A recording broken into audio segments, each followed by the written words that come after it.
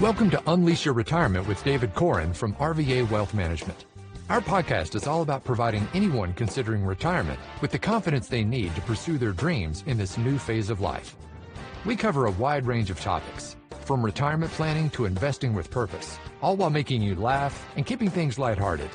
With David's years of experience and guest industry leaders to help guide us, you'll walk away feeling informed, empowered, and ready to take on your future with confidence. So sit back, relax, and get ready to join us on this journey to a new life. Welcome to Unleash Your Retirement with your host, David Koren. I'm Wendy McConnell. Hi there, David. How are you feeling today? Outstanding, Wendy. How about yourself? Oh, it is a good day in the neighborhood. We have a guest today. Yes, we do. I have Caleb Vaughan with us. Caleb has been with our firm now for 4 years. He's a CFP, a graduate of Virginia Tech, and our primary financial planning guru around here, and also our go-to when it comes to the computers, because he tech guy has that expertise. It's always good to have a tech guy around. Welcome, Caleb. Yeah. Thanks for joining us. Thank you guys for having me on today. So how do you like being referred to as a guru? You know, it makes me feel a little uncomfortable. I just like to work hard and solve problems. That's what a guru does. Yeah, I would Exactly welcome. right. I would welcome that with open arms. Call me a guru. Caleb's a little shy, I can tell, David, right? He is, but he does a great job with what he does. He does a fantastic job, and the clients have come to really respect him and enjoy working with him. So it's been a real pleasure to see his development and to see our clients become comfortable with him. I think initially when he came on board, because he is, as you can see, a little bit younger. I know, and people are listening, but he is younger. He's only 31. Baby. He's a baby in our industry, and most of our clients, you know, the vast majority of our clients are into their 60s or older. And the fact that at first they were like, well, I don't know about this young fella. But pretty soon they realized what he brought to the table, and they value him highly. In fact, a lot of them now go to him first instead of me or even Mike or any of us around here, because they really respect what he brings to the table from a comprehensive financial planning standpoint. That's really what he's really taken our firm to another level as far as that's concerned. Well, that's some high praise, I got to tell you. You know, it's a good always to welcome somebody that's younger and doesn't have everybody wants experience, right? They're like, oh, I want somebody with the most experience. But sometimes when you bring somebody in that has different ideas, new ideas, sometimes they're better ideas. Yes, they are sometimes. And you have to look at that. And fortunately, he brought a lot of really good new ideas to the firm. And he created our agenda, if you will, the agenda that we use now for all of our wealth management work and planning work. And that's been a big addition to what we do. And I think from a client perspective, we now exceed expectations in terms of what we deliver to clients. Well, that's always good. It's great to exceed expectations. So tell me what it's like to work with RVA Wealth Management. Well, you want to go first? Or as an employee, it's great working with David and joining the team here. I'm just over 4 years ago now, so it's been a nice run that we've had so far. Don't see it changing anytime soon. We're having a good time and enjoying what we do here with clients. And then from the client side, working with us, I think you get fiduciary advisors who have your best interests first. You have a completely open architecture from a technology standpoint that we're able to offer that brings together multiple different financial technology platforms and helps us design and implement a really nice solution on the investment management, the financial planning, and the client relationship management side of things. So we're really proud of our overall offering from a technology standpoint. And I think it supports us really well in what we're doing on the personal side. Well, I just wanted to say that in terms of what is it like to work with us, you know, you're going to get a pretty immersive experience when you come in and work with us. We're going to ask for a lot of information from you. We're going to dig. We're going to give you homework. We're going to want you to be very engaged with this process because, after all, it is your retirement future, your money, your everything, and it's our job to help you navigate through that.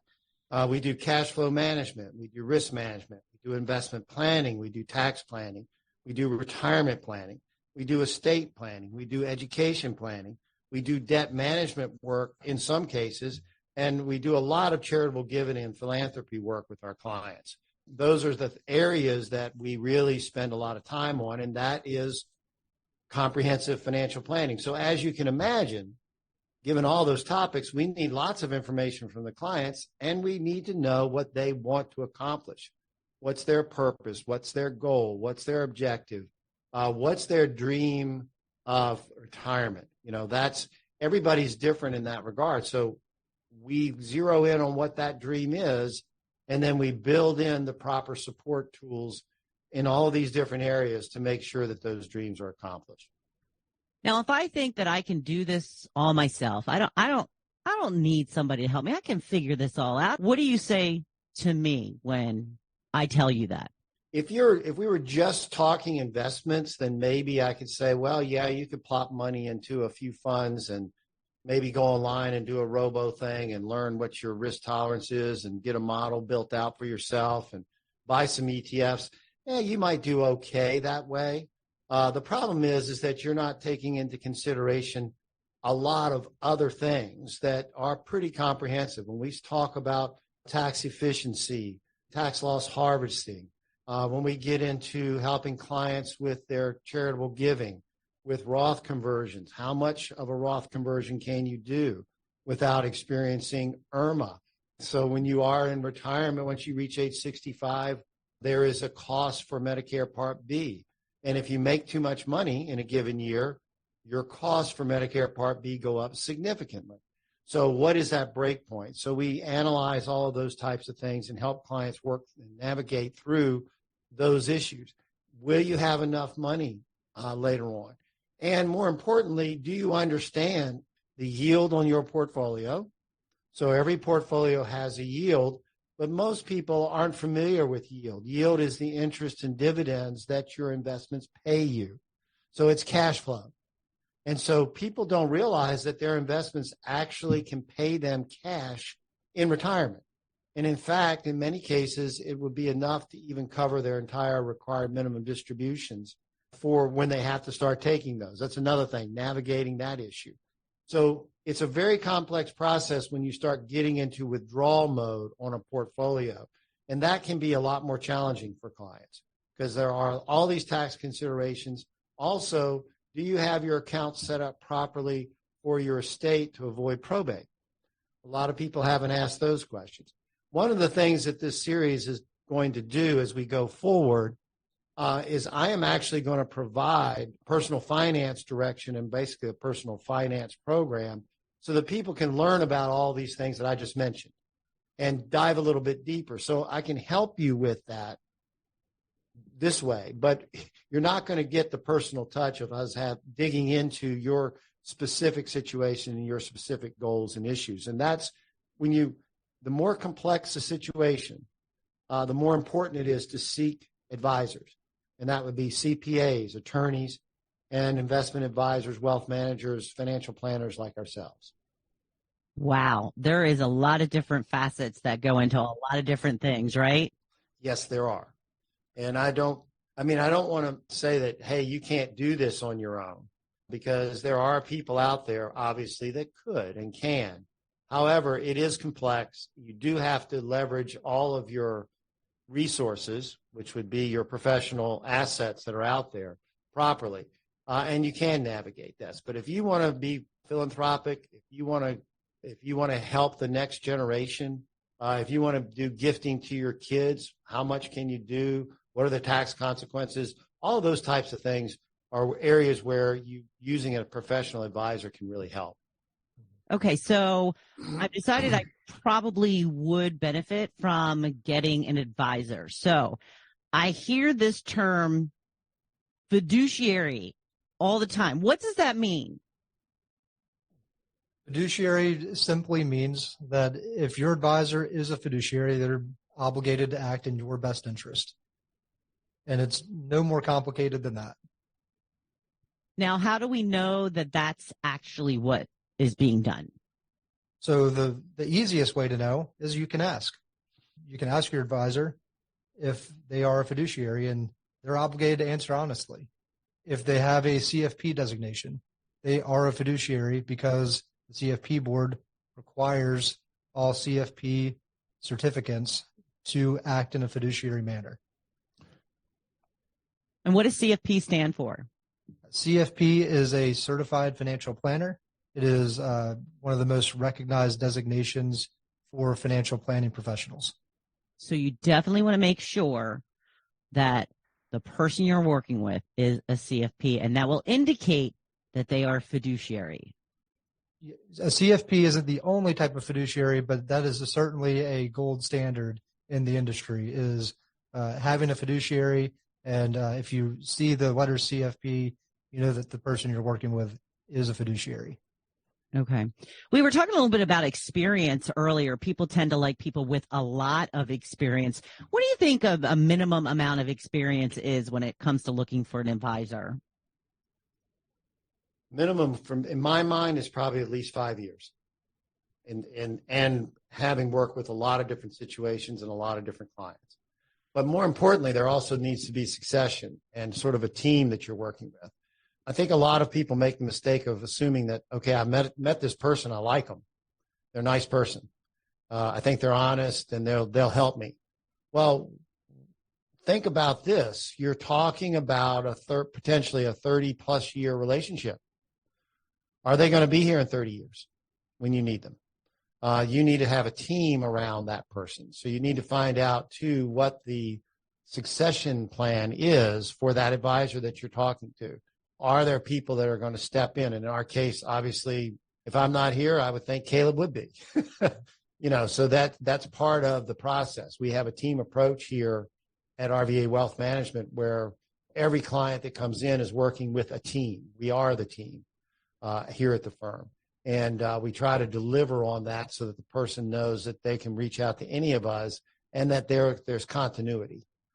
So if I'm not here or if something happens to me, they know the people that they're going to be working with and can turn to them. The industry's really changed so that you can find a younger advisor that has good experience. So I had an opportunity coming out of college to work for a larger advisory firm, learn things in a safer environment with, I don't necessarily think training wheels is the right word, but had some oversight. I was serving an advisor's clients and helping them execute on the financial planning process. Rather than spending all of my time and energy going out trying to find new business, I was learning the fundamentals and I'd learned a lot of that in college, but had an opportunity to start implementing that process and seeing how that worked out and build my own confidence and seeing, yes, we do take these steps and it does work if you follow the plan. So getting to see that firsthand in a safer environment where I was getting to work with existing clients and really hone my skills in rather than going out and generating new business, I think was a much better way to jump in the industry than maybe was afforded others in the decades prior. Okay. So like you said, you don't want to just hire somebody because, hey, they're nice and I like them. What kind of things should we be asking when we are looking for the right advisor for us? Well, obviously the fiduciary question is important, but then you need to understand, okay, are they also independent? Means that they are not beholden to any bank or insurance company to provide certain products or follow certain dictates that the firm is asking them to do. Because you could be a CFP with that type of a setup, but really you're going to be technically sort of having products that the folks want you to sell, which is not a good place to be, I don't think, because then you're not really independent. Anytime you're dealing with someone who's selling annuities, you are probably dealing with a salesperson, even if they put themselves out there as a fiduciary. You can be duly registered in our industry, which means that you can sell commission products as well as being primarily a fee-for-service type of advisor. So there are two different sort of areas that you can be in, but you could also be both and straddle both. In our firm, I am duly licensed. And the reason I am duly licensed is because we have a lot of legacy accounts that we need to take care of. In addition, a lot of people come to us with annuities that we can't really, in good faith, replace. They're we call them underwater. We do what is called annuity rescue. So we need to have that facility to be able to go out and use annuities or put people into different annuities that do solve their problems. So I maintain that license, but the rest of the firm is not. And we, as a firm, don't sell those products. That's not what we do. We don't sell any product, really. We use exchange-traded funds, some mutual funds, very few, but a few, individual stocks, individual bonds to provide investment management work for our clients. So there's no product that we're pushing. Our only product is our best advice. That's really what we're trying to deliver to clients. We're not selling them anything or making commissions on products. That's not what we're about. And if you run into a situation where they're pushing life insurance as an investment, or they've got, and you will see that in a lot of the dinner seminars, a lot of things like that people see and come in contact with. The purpose of those seminars in many cases is to sell a product, and the product is usually an annuity or a life insurance product. And honestly, those products can be sold outside of the fiduciary standing. So when you're duly registered, or if you have an insurance license on the side, there's no oversight on those products. And so there's always this risk that you're going to run into, that the advisor is going to be tempted to sell a product for a higher commission, and that in that case, they're putting their interest first, not the clients. And that's what you have to look out for. How is an advisor being compensated? Are they independent? Do they sell products that pay commissions to them? Ask those types of questions. And sometimes you'll get some interesting answers on that. And also, are they required to sell a product by their broker-dealer or the bank or the insurance firm that they are employed by? So you have to watch out for that too. So be careful of those types of things. Independent fiduciaries that are focused on providing services primarily on a fee basis, that's where you want to be working, and that's how you want to be spending your time. And just to add to David, your comments there, I like to think of our structure as we have a toolbox, and that toolbox has many tools. We have our favorite tool, which is managed money. We primarily are compensated as a percentage of the assets that we have under management. And then we provide the services, the planning as part of that solution. But there are other ways that advisors could be paid. So they could be paid with commissions, as you mentioned. They could be paid on a flat fee retainer basis, which is another way that some CFPs choose to be paid to limit the conflicts of interest. And what you want to ask, an important question to ask, is how are you paid as my advisor? Because if the answer is, well, I'm going to get a commission on the sale, then you may want to have some alarm bells ringing in your head of, ooh, this person is selling me something. It may be my responsibility to ensure that what they're selling me is the right thing for me. Correct. It's not just suitable. As a fiduciary, we need to find not just something that's suitable, but something that is in your best interest as the consumer. That doesn't mean that a commission product can't be that thing, but it often results in a commission product not being the best opportunity for a client. And going back to the toolbox scenario, what David mentioned is there are a lot of salespeople out there that are selling financial or insurance products, investment or insurance related products. And what they end up looking like or functioning like is a hammer in search of a nail. And if you're a hammer and you see a screw, you're not going to know what to do with it. You want to find somebody that has more than one tool in their toolkit and is able to provide you a range of services and solutions to fit your needs. Great. So another thing you want to keep in mind is what the firm's planning process looks like, correct? Absolutely. Some advisors have this set it and forget it mindset, especially when it comes to annuity salespeople. They sell the product and they forget about it and let the annuity company service it, really. And you're not going to get much service in that setting. And I warn people all the time to be aware of annuities and to be conscious and cognizant that you're probably being sold something if that's what's being presented to you.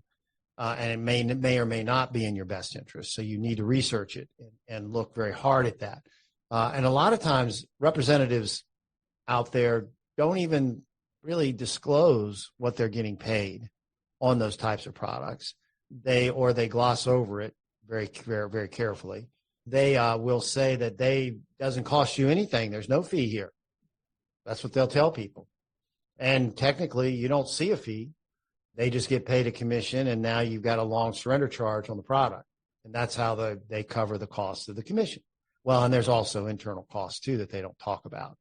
So there's a lot of things that you have to be aware of in those settings. So you don't want to get into a set it and forget it approach where there's a product involved, especially. Is there an agenda being used? I think that's really important for clients. A lot of advisors, again, they will meet with clients and all they do is go over the investments. That's it. It's all about the performance. Well, you're not really dealing with a financial planning firm if that's the case. I mean, yes, we do cover performance. If we're managing the money, we are going to dig into that a little bit, but that's a small part of our meetings with clients. The bulk of our meeting is a very comprehensive agenda that we go through that encompasses their life and what their goals are, their estate plan, their tax planning. It's all in that agenda, and we cover that in great depth. We do let them know, okay, here's where your plan is. Is it? We have this green, yellow, and red kind of chart. Is your plan on target? Is it working from a Monte Carlo simulation standpoint? Does it make sense? And we break down those things for clients right away, right out of the gate. Hey, your plan looks great. You don't have to worry about it, but let's get into these other issues that are important to you. How are you going to gift to your kids? How much money do you want to put in your donor advised fund this year? Are you going to continue to support that charity or that program or that university that you're supporting so heavily? And how much do you want to put in there this year? And then what can we do with that gift? Are there other tax implications from that? And we do meet with clients 2 to 3 times a year, depending on the client. And that's important to know, too, because, a lot of advisors, it's a one-time thing. And sometimes it's just a phone call. Ours are face-to-face and preferably in the office face-to-face. Sometimes we can also do this virtually. So it just depends on the client's situation, where they are, circumstances, et cetera. But we do 2 to 3 meetings. We schedule each meeting at the meeting we're having. So at the end of that meeting, we schedule the next one to make sure that we keep the client coming in here in touch, because we have found that it's very important for our clients to really know what we're doing, what their plan looks like at all times, because that enables them to go out very comfortably, peace of mind, and live their lives and do the things they want to do, to travel, to visit, to spend time with. We had clients. My wife actually saw them at the airport yesterday. They're flying out to see a new great grandchild in California. I mean, they're all excited, and they want to be able to they're going to spend a couple of weeks out there. We love to see that and see people enjoying their lives in retirement. So that's what you want to find out. Are they focused on the financial planning process at all times? That's a critical thing. And what that will look like is the CFP process. The Certified Financial Planner Board has established a process for financial planning. And we do our best to follow those steps through, which is first, let's establish the engagement. Let's define our relationship with our prospective client and what that's going to look like. So we'll spend a little time talking about that. We're going to gather data. As David said, we capture as much information as possible to build out a comprehensive financial plan. And then we start setting goals. So we ask you about what you're trying to accomplish. And then we use all the pieces that you've accumulated over the years and try to structure them in a way that's moving everything in one direction towards your objectives. Third step is to analyze and evaluate your financial situation. We'll develop a plan based on our analysis. Then we will present that financial plan and talk to you about it. We'll agree on next steps for implementation.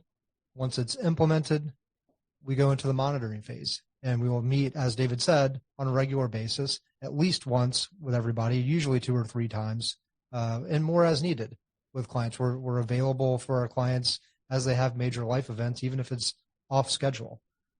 And then we're going to communicate on an ongoing basis, provide support as needed, and reassess and adjust the plan as things change and evolve over time. I wanted to go back to the discussion about fees and stuff like that. Like, it seems like it can be very misleading when you were saying about with the annuities and life insurance. Like, how do you ask things in a way that's not, I guess, uncomfortable or confrontational, but then get the real answers to the questions? The real answer lies in the service offering. If you ask your advisor, what does my relationship with you look like? And they can't give you a satisfactory answer that follows the CFP process that I just laid out, then you're probably being sold a product. And you'll probably meet as often as needed for the agent to review your policy or your contract and determine whether he or she can sell you something new to collect a new commission.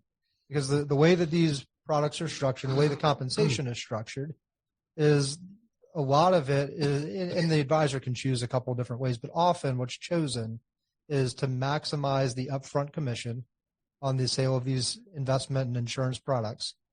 And then they collect a small trail that might be 0.25% ongoing.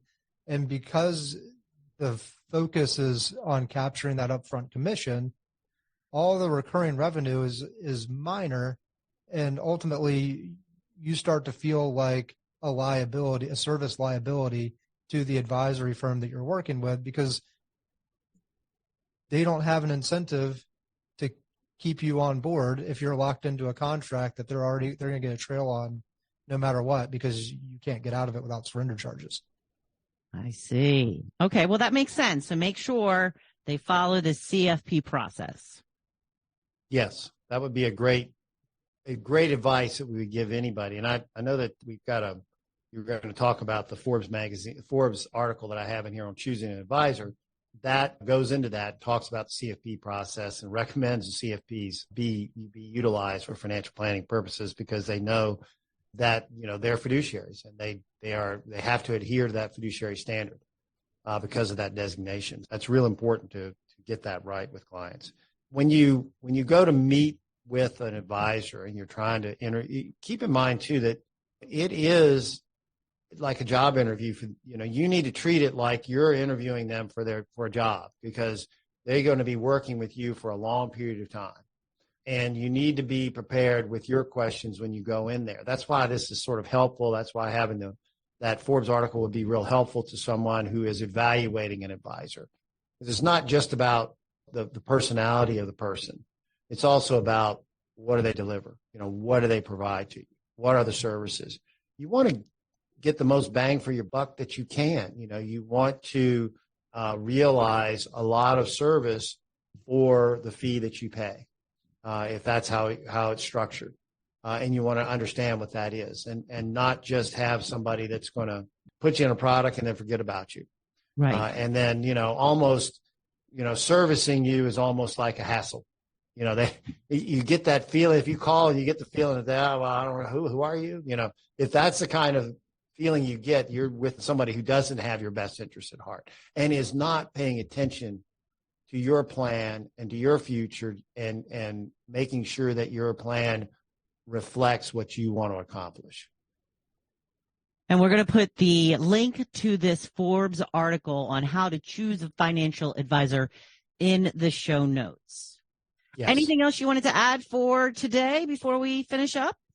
Definitely, if you don't want to be sold a product and then forgotten, and you need to work with a fiduciary advisory that's going to provide financial planning as well as asset management. And you want to make sure you're going to get comprehensive financial planning. Try to make sure that their CFP designation is there and that they are a fiduciary and that they're not out there trying to sell your product. And that's not their focus. And beware of the classes. Some of the class people that do classes and do dinner seminars and things like that, in many cases, the way they pay for that is selling these products because they get that upfront commission coming through it. So beware of those circumstances. So if you want to reach out to us, if you have more questions, you can call us at 804-497-2100 or go to our website, rvawealthmanagement.com. Well, thank you, David. Thank you, Caleb, for joining us today. It was a pleasure to have you on. Thank you both for having me on. It was a great time. I enjoyed it. And thank you for joining us today. Please like, follow, and share this podcast with your friends. Until next time, I'm Wendy McConnell.